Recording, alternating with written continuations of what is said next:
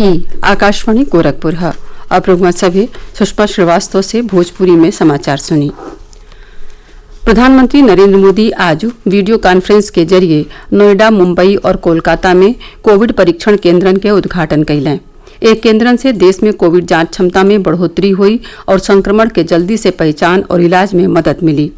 ये केंद्र भारतीय चिकित्सा अनुसंधान परिषद के नोएडा स्थित राष्ट्रीय कैंसर रोकथाम और अनुसंधान संस्थान, मुंबई के राष्ट्रीय प्रजनन और स्वास्थ्य अनुसंधान संस्थान और कोलकाता के राष्ट्रीय कॉलरा और आंत्र रोग संस्थान में स्थापित कैल गये हुए। हमने संवाददाता बतौले हुए कि ये केंद्रन में रोजे 10,000 से ज्यादा नमूनन के जांच कैल जा सकी।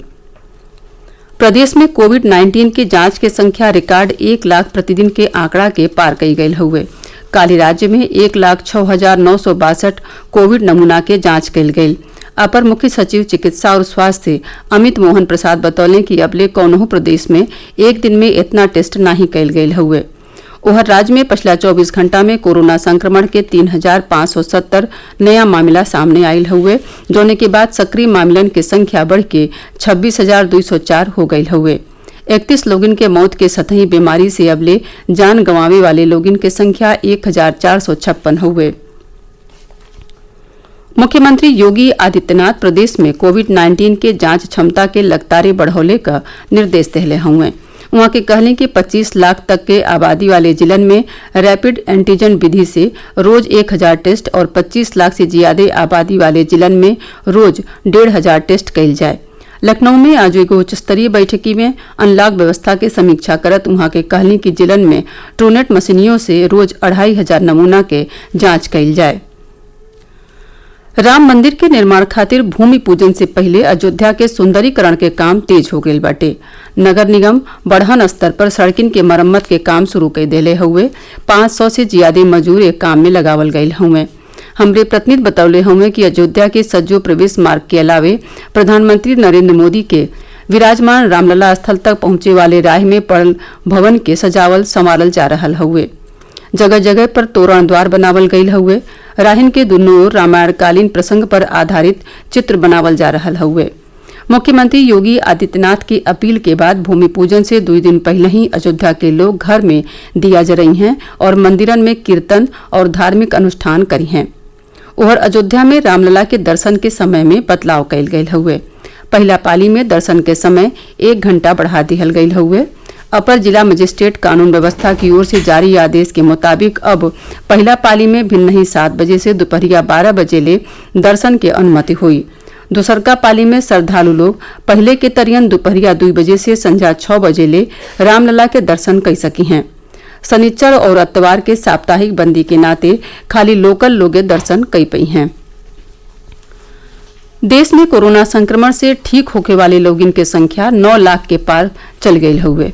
एक सतही स्वस्थ होने के दरों अब 63.92% हो गई हुए। कोरोना से होने वाली मौत के दर घट के 2.28% रह गए हुए।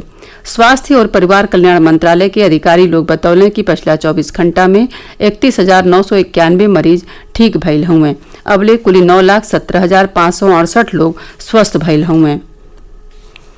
आकाशवाणी के समाचार सेवा प्रभाग विशेषज्ञन के सलाह श्रृंखला में कोविड-19 के बारे में वरिष्ठ डॉक्टरन के राय प्रसारित करेला। आकाशवाणी समाचार से बतियावत सीताराम भरतिया विज्ञान और अनुसंधान संस्थान नई दिल्ली के वरिष्ठ consultant doctor Amarchand Bajaj corona virus संक्रमण के रोकथाम खातिर सुरक्षित दूरी बनौले पर जोर देले हुए। जब तक हमारे पास इनकी ट्रीटमेंट वैक्सीन या मेडिसिन के रूप में ना निकले तब तक हमें जो प्रिकॉशनरी मेजर्स है वो फॉलो करने हैं। जहाँ जरूरत ना हो उसमें घर से बिल्कुल बाहर ना निकले, कोशिश करें कम से कम बाहर निकलना। और जबकि निकलना भी पड़ा घर से बाहर तो कोशिश करें कि जहाँ आप 2 लोग खड़े हैं चलो 2 मीटर दूर खड़े रहे, नहीं तो कम से कम 1 मीटर दूर खड़े रहे। राष्ट्र आज पूर्व राष्ट्रपति डॉक्टर APJ अब्दुल कलाम के पुण्यतिथि पर उनके याद कर रहा हुए। सूचना और प्रसारण मंत्री प्रकाश जावड़ेकर महान वैज्ञानिक और शिक्षक डॉक्टर कलाम के श्रद्धांजलि देहलें। जन राष्ट्रपति और भारत के मिसाइल मैन के रूप में लोकप्रिय डॉक्टर कलाम के शिलांग में विद्यार्थियों के व्याख्यान देत के 27 जुलाई 2015 के सरगबास हो गये रहे। कोरोना संक्रमण के बढ़त मामला के नाते गोरखपुर जिला प्रशासन नगर के 4 थाना क्षेत्रन कोतवाली, तिवारीपुर, राजघाट और गोरखनाथ थाना क्षेत्र में बिहने से 4 अगस्त के भिन्न ही 5 बजे ले लॉकडाउन लगौले के घोषणा कैले हुए। जिलाधिकारी की ओर से जारी आदेश में कहल गयल हुए कि लॉकडाउन बिहने भिन्न ही 5 बजे से प्रभावी हो जाई।